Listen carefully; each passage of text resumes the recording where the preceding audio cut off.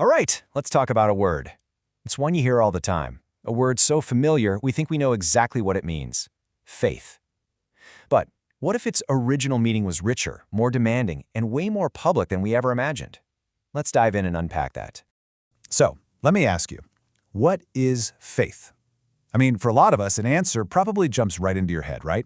It's about what we believe in our hearts, what we think is true about God, kind of this internal trust or, mental agreement. But is that the whole picture? And boom, this slide really gets to the heart of it. On one side, you have our modern idea. Faith is this private, internal feeling. But then you look at the ancient idea, and it's something completely different. It's a public, enacted allegiance. See the shift? It wasn't just about believing a list of ideas. It was about pledging your loyalty, your life, to a person. And understanding that shift, well, that's key. So the big question is, how did this powerful, active concept get, well, kind of flattened into something that's mostly just internal?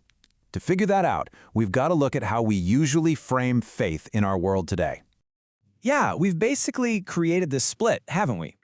We talk about salvation coming by faith, and then obedience, our actions, what we do, that gets treated like a separate thing. It's like a secondary issue, something we do out of gratitude, sure, but not really a core part of faith itself. It's this wall between interior belief and exterior action. But here's the kicker. This is the crucial question. What if the original writers of the New Testament used a word that never even implied this split? What if for them, belief and action were just two sides of the very same coin? Okay, to find out, we've got to go back to the source. Let's dig into the actual words used in that first century world, starting with the Hebrew scriptures that really shaped the minds of the apostles. In Hebrew, the key concept is emunah. And this isn't just about believing something in your head. It's this incredibly rich term that weaves together trust, steadiness, and fidelity. Get this, it describes both the act of trusting and the quality of being trustworthy. So to believe in God was to be reliable and faithful in your covenant relationship with Him. It's a two-way street. All right, now let's jump over to the Greek word that we see all over the New Testament, pistis. In the wider Roman Empire, pistis wasn't some private internal mood. No way. It was a public social concept. It meant reliability, pledged commitment, loyalty. You demonstrated pistis to a king or a patron through your actions. It was a visible bond that everyone could see.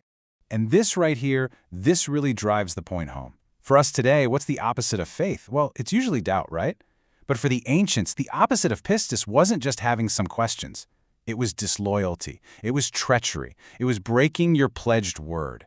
I mean, that changes everything, doesn't it? Okay, so understanding this linguistic background is absolutely crucial because the central message of the early Christians, the gospel, wasn't just presented in a vacuum. It was presented in a very specific context. It was a royal announcement. I mean, think about it this way. A royal proclamation generates a royal response.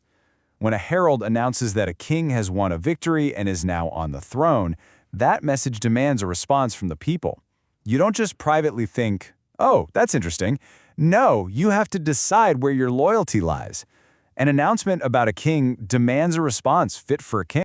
The logic here is so simple and so powerful. Step 1, a herald announces the new king's victory and his enthronement. Step 2, the people hear the king's claim to rule over them.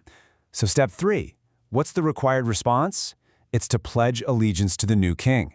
This is the exact framework for the gospel message. It's an announcement that requires a complete transfer of loyalty. So this is the crucial point, the main takeaway.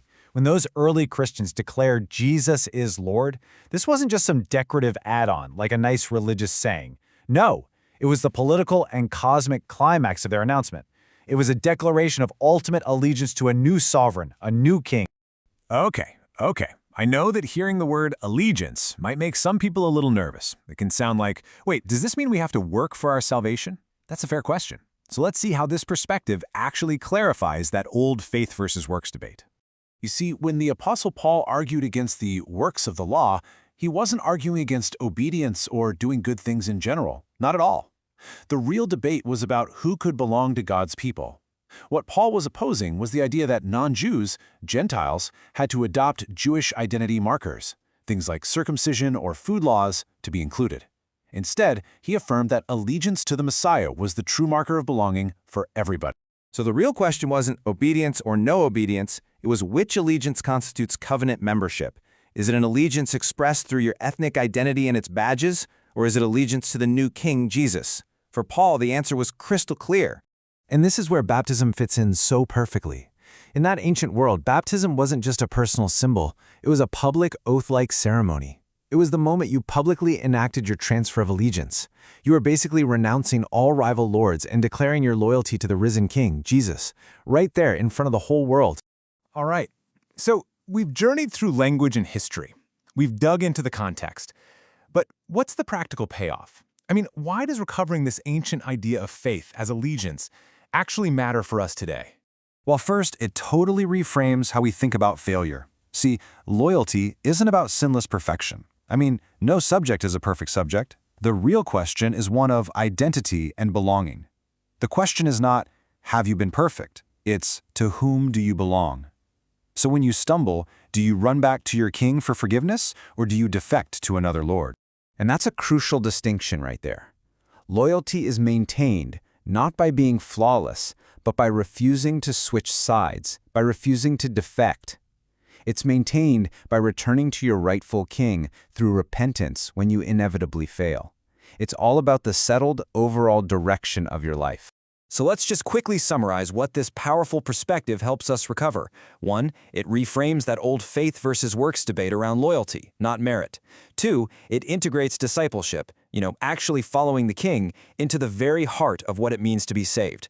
3, it clarifies that those tough warnings against apostasy in the Bible, they're really warnings against defection, against switching your allegiance. And finally, it restores the gospel to its original power as a public, royal announcement.